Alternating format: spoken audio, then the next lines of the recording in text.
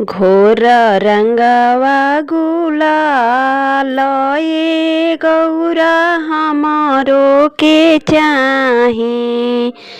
घोर रंगवा गुलाल ये गौरा हमारो के चाही।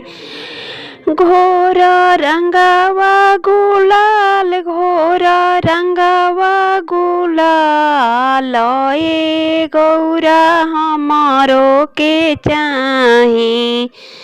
घोर रंगवा गुलाल ये गौरा हमारो के चाही। कहवा से लैबो भोला रंगवा गुलालवा। कहवा से लैबो भोला रंगवा गुलालवा। कहवा से लैबो अबीर ये भोला हमारो के चाही। कहवा से लैबो अबीर ये भोला हमारो के चाही। घोर रंगवा गुलाल ये गौरा हमारो के चाही।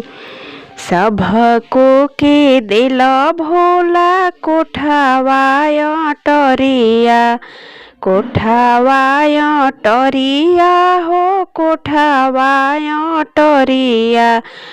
हरे अपना के टूटही मड़ैया हो। हरे अपना के टूटही मड़ैया ए गौरा हमारो के चाही।